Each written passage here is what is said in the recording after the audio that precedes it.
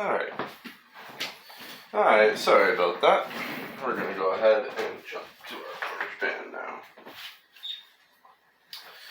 I'm going to just go ahead and probably not upload the first portion. So today we're starting out with squats. I'm going to go ahead and show you how you can squat with the band. There is two things to keep in mind before we start. One, if you're a taller individual, you will find that the band will have more tension throughout the entire range of motion, as if you're taller, you have to stretch the band out more, okay? Obviously. Second, if you're over 6'2", you might actually find this almost impossible to even set up, based on what you're about to see. Alright, so, and then number two is you are going to have a slightly forward. The line of pull is going to be a little bit angled to your feet, and we want to make sure we're maintaining no bend in our lower back. Alright, we want to make sure we're staying nice and tight. And number two is at the bottom range of motion, we lose a great amount of tension. Alright, so what we're actually going to focus on is the stretch reflex of squatting. That is one of the great things with bands, I find, is they do cue you to mentally have to bounce, because if you sit at the bottom, you'll lose tension, you'll start leaning back and forth, you'll take tension out of the band, and you'll take emphasis off the quad.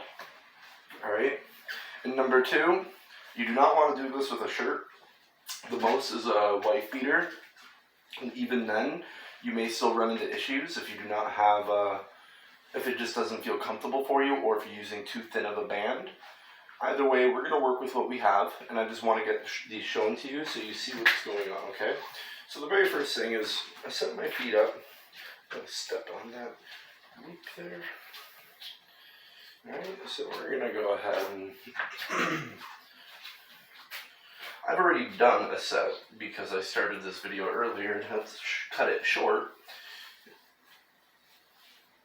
So that's why I have a much better idea of what the hell I'm talking about at the start of this video. Alright, so we just set ourselves up. Alright? And you see you get a really good stretch reflex at the bottom. The only issue is you're losing a great amount of tension at the bottom range of motion. You can kind of spread your feet out, depending on how you do your squats, to get a little bit more tension. Alright, so everybody's different. 3. I used to be overweight, so my knees sound like a mixing bowl, but there's actually no issues with any of my tendons or anything, okay? So stretch reflex, it really builds that core stability during squats, okay?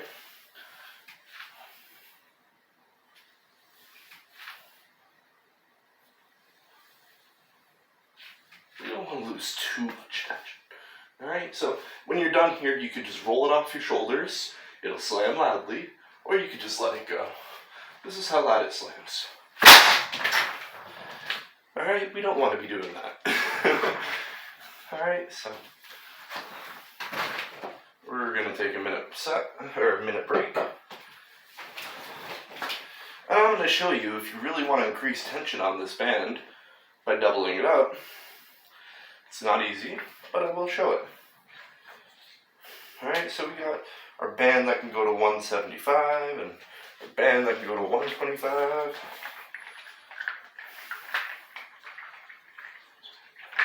Due to my height, I'm going to be honest, I probably don't have these bands under max tension when I'm standing up with them. Alright, so keep that in mind. Once again, I'm only a 5'6" to let's be nice, I'm a 5'7" individual. Alright, so just to give you an idea of my height versus these Canadian protein bands. Alright? And you can compare it to your height. If you're shorter, the bands will have a little less tension, and a lot less tension at the bottom range of motion of certain workouts. But if you're taller, you're going to have a great amount of tension just simply because you're so much taller, and you have to have the band under more tension just to be in starting position, okay? So, just another 30 seconds. Alright.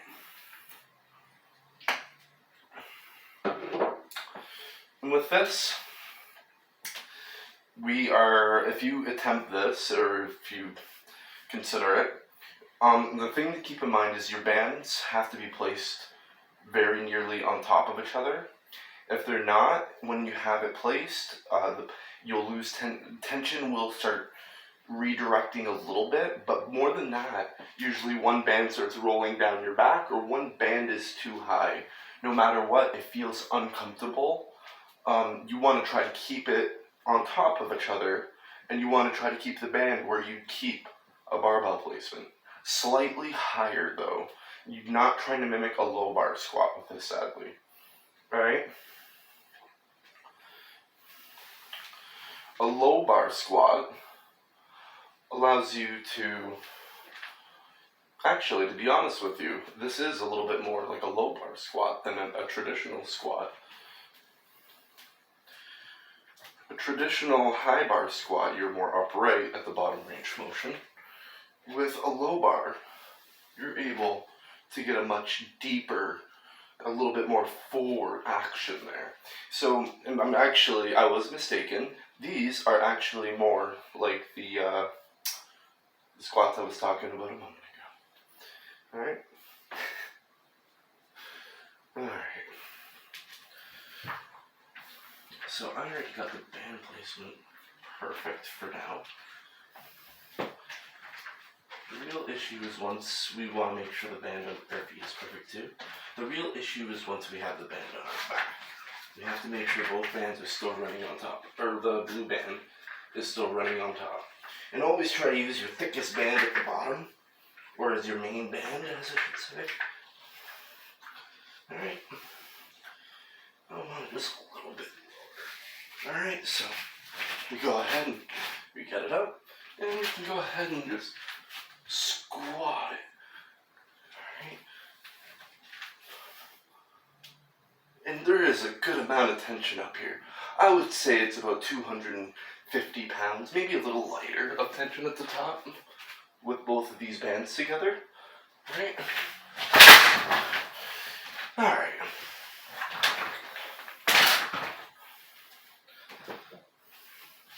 I'm going to drop it down and just do a lighter set, just to give you a better idea of a little bit lighter, more form-focused version, okay? Alright.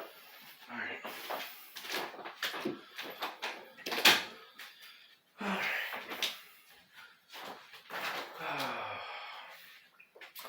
Once again, I'm a smoker. Do not smoke. It is very bad for you.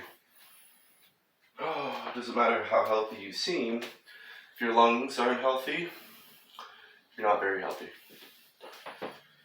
Alright. So, let's go ahead and just grab this blue band.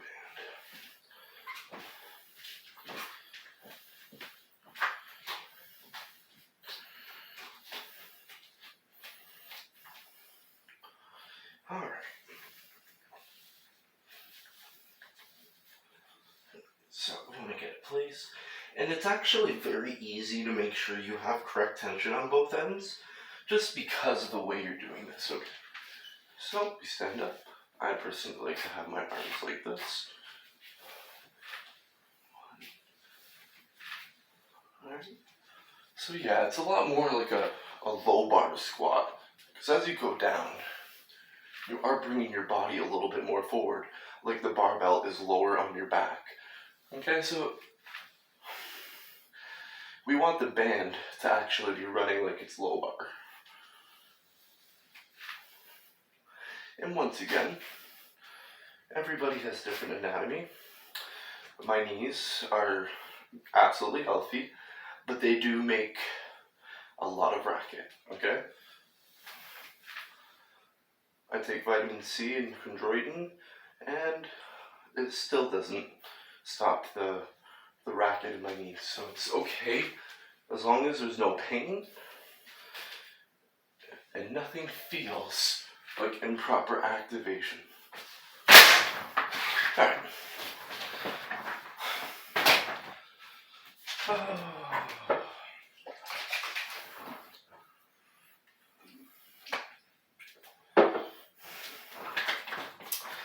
Now, we're going to go over some easier stuff. We're going to switch.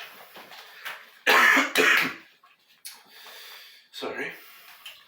Because our squats just hit our quads, if anybody wants to know some other things at home you could do without the bands just for additional activation, you can do lunges. Alright? Basic lunges, even not weighted, are still extremely healthy overall. Just don't lock your knee out like I just did there. Alright? So, everybody's different to what they would like to do. I do believe in trying to incorporate, keeping a main compound in all your routines, but for accessories and lighter isolation lifts, to always try to switch it up on a multi-weekly or like a monthly basis based on your routine, okay? Alright. So I'm gonna start with the lighter. We're just gonna grab the black band. And you're most likely gonna want a side view of this first. So because it's the smaller band, I stack it on top of each other. And I take one finger and let's make sure we have equal tension. Alright, so what I'm going to do is you can do traditional deadlifts if you'd like. Alright, but what I like to do are Romanian or stiff-legged deadlifts. Alright, the reason I like to do stiff-legged deadlifts is because you're able to get a much greater stretch on those hamstrings and that glute. If we want more glute activation, just sweep your feet out, point your toes just a little bit to an angle, and then, let me fix my form. Alright, we get a lot more glute activation at the top range of motion. It will take emphasis off the hamstrings. If we want more hamstring focus, so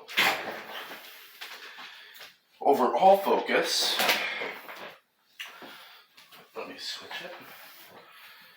I will show something at the end of this deadlift routine I personally do that I like to do for my back of my leg musculature. It's not for everybody, but I really like it. It gives such a great lower, that leg pump. It is one of my favorite workouts. I'll get into it after this, okay? Alright.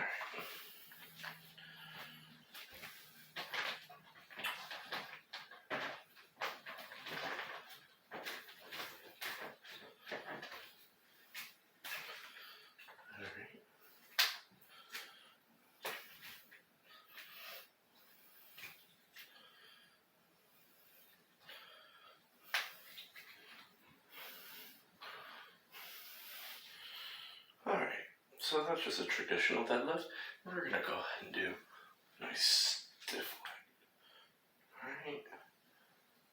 I'm trying to get a little bit more hamstring activation out of it, so I'm trying to keep my feet closer together and a little bit more pointed forward. Alright? And just to give you an idea.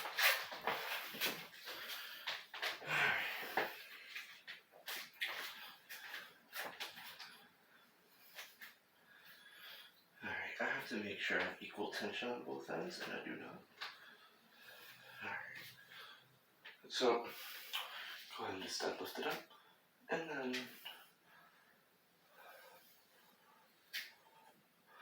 to see the type of activation I'm getting, don't worry, I'm wearing boxers.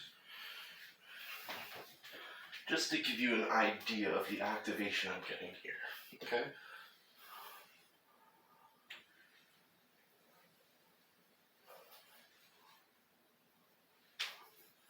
It's nothing major for the hamstrings, as it is an isometric contraction for the hamstrings, and it is actually more of an active contraction for the glutes. But we're trying to get some hamstring activation while we're at home, okay? And that's why I'm showing you that. Alright. Let me catch my breath and give me just another minute.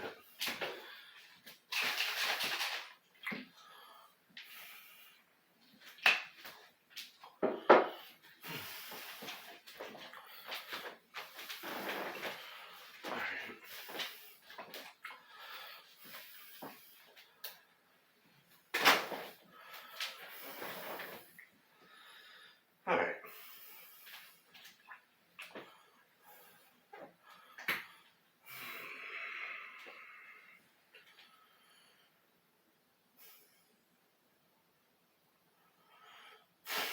Alright, so what we're going to do now is I want to show you something very much different. I consider it basically a close grip, or a close stance, stiff-legged deadlift. At the end range of motion, you are basically sadly performing a moon pose, but some of the activation you get here is absolutely amazing. You can go ahead and give it a try yourself. And it kind of sounds odd because you'd think to yourself that because your feet are so close together and there's no angle to them, you wouldn't get much glute activation. But it's actually quite surprising the amount of glute activation you get.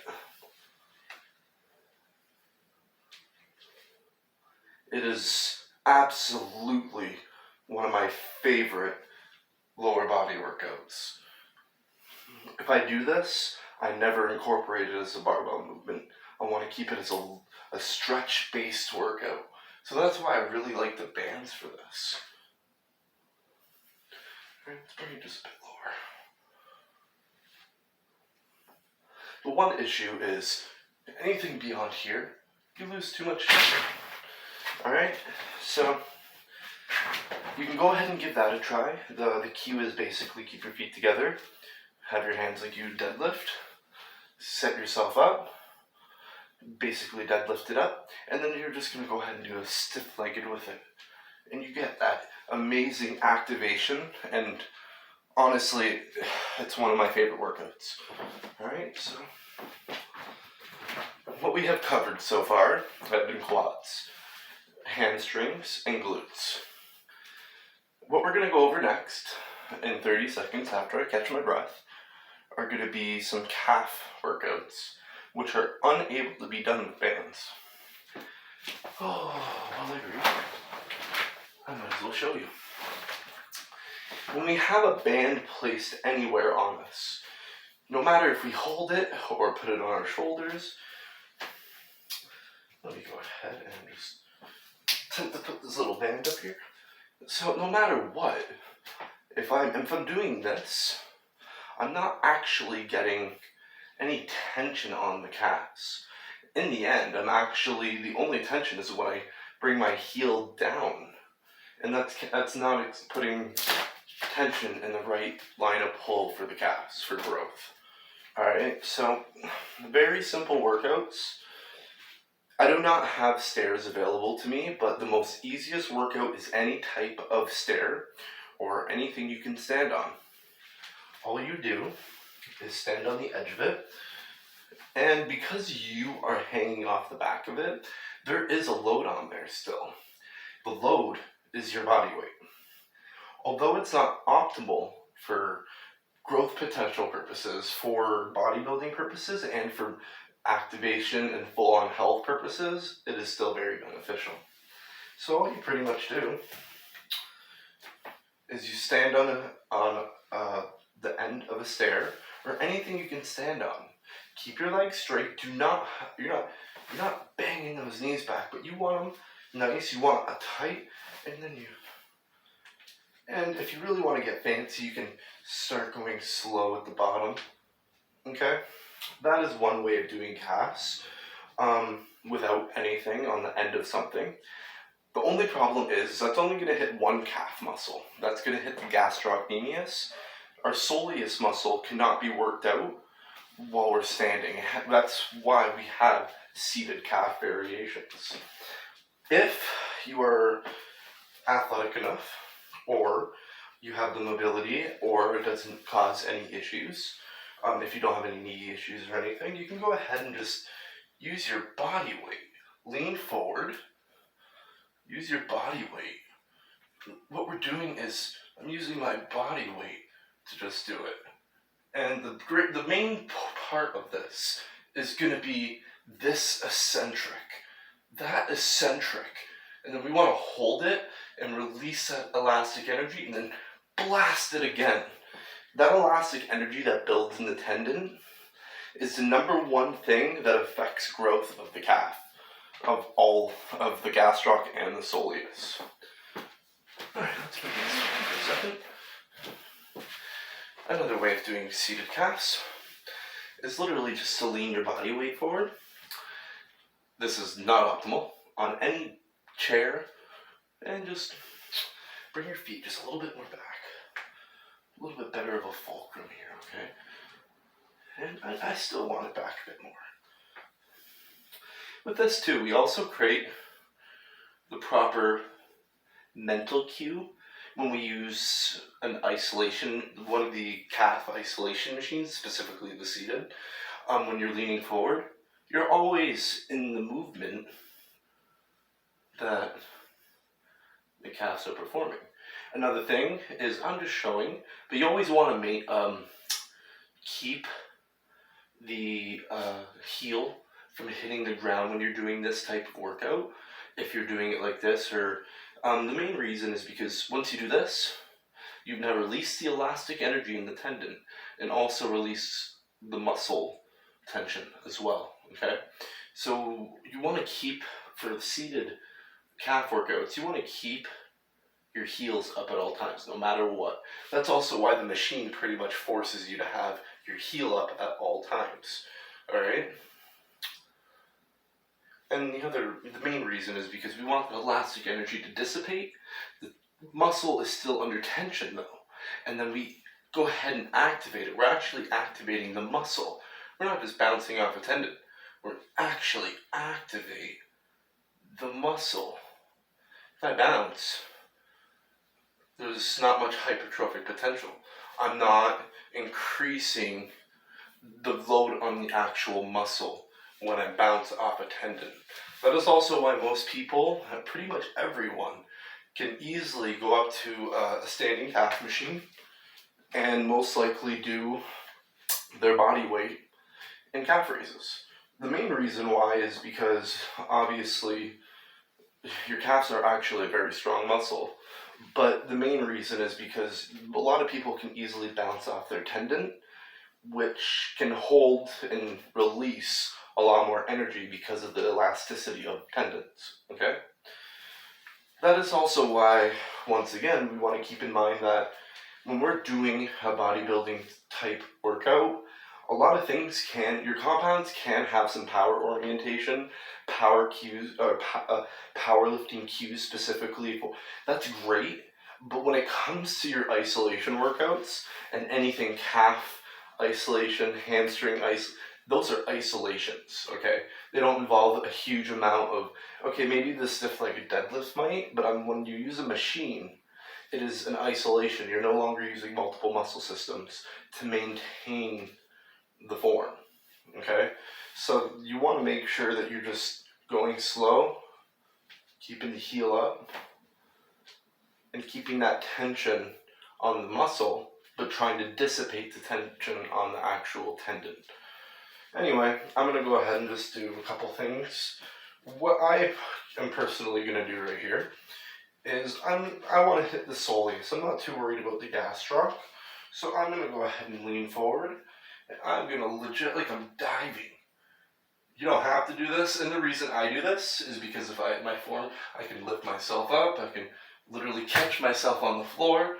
I like the diving position. Keep a little diamond hand if you want to. Be all snazzy about it. And we want to maintain proper back form. Okay, so obviously, you will find this to be difficult at the bottom range of motion. Sometimes you want to lean back, lean forward. Once you get the right positioning, even I don't have it yet, it will become a lot more easier to actually perform the workout. If you have mobility issues or any knee issues, this might not be considerable, okay?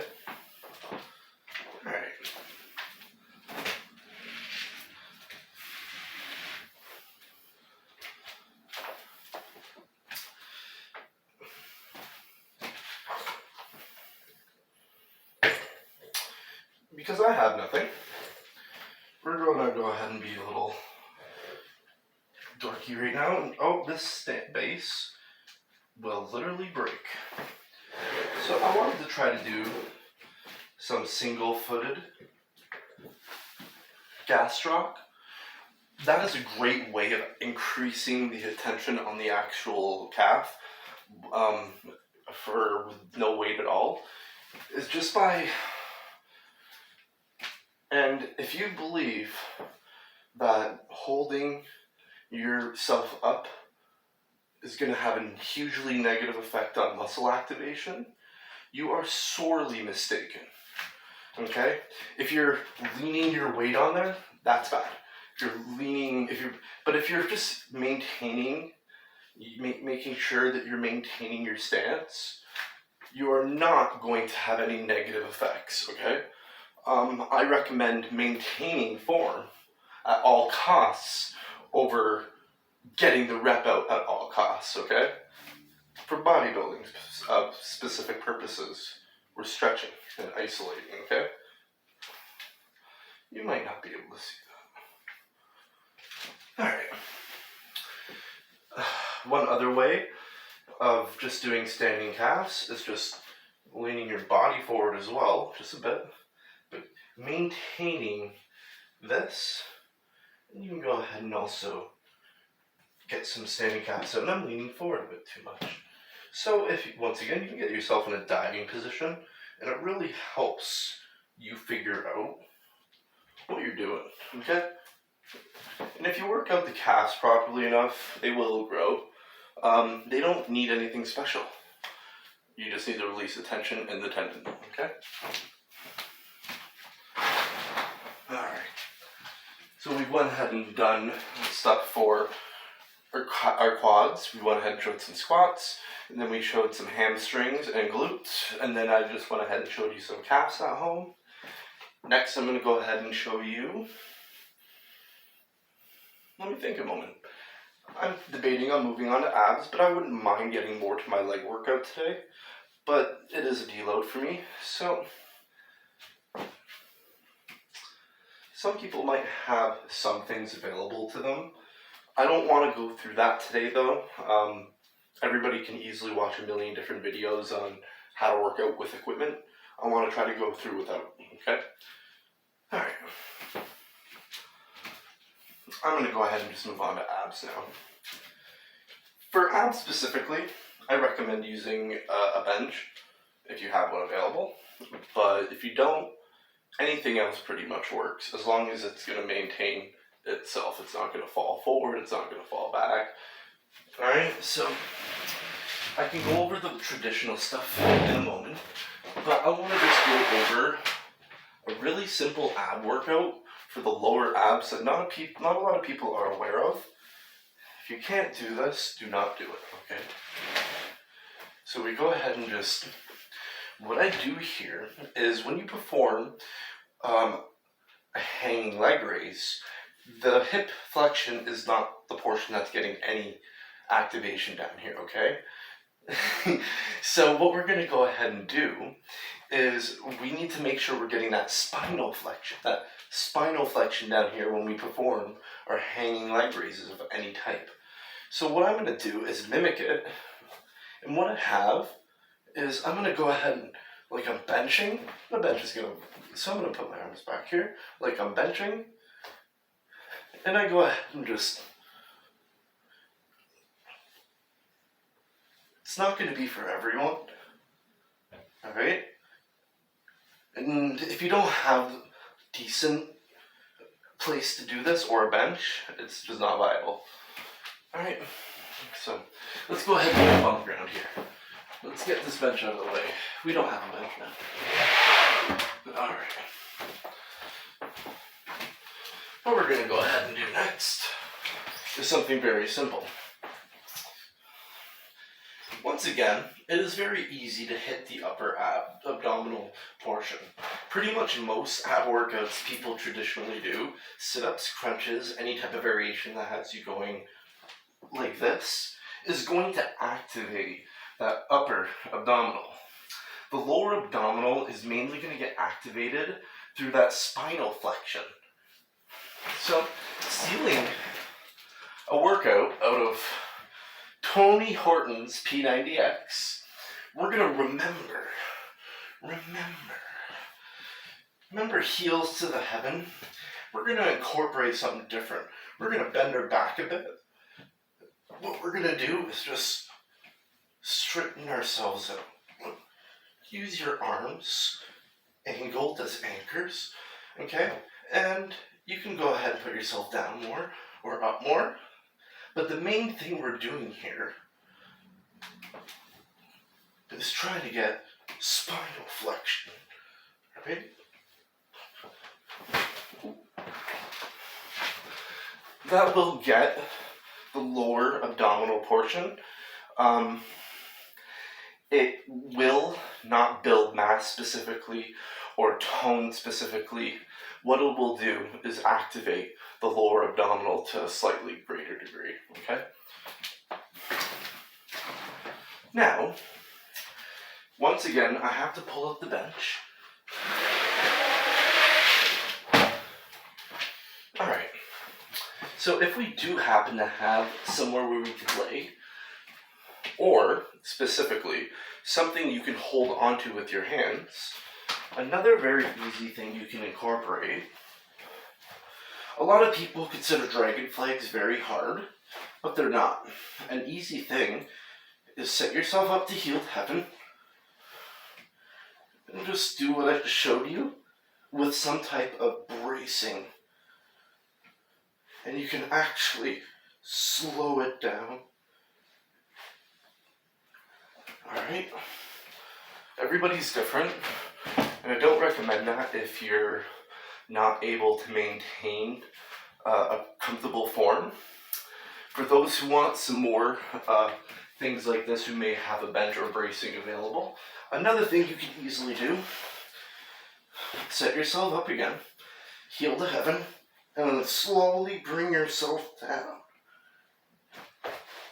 And what that'll do is activate the core to an extremely high degree, okay? Alright. I will wash this down after this. But next, I want to get into some very odd plank variations, okay? Alright. I got a belly, so I'm just tucking my shirt in. Try to keep everything tight. Alright, so what we're going to do is get these out of the way. And what I'm going to do specifically, make sure you have room for your feet, is I am going to cue myself to pull my elbows forward as I plank. If you can posture your pelvic tilt as well, you'll get even more activation. So what I do is I start with a normal plank.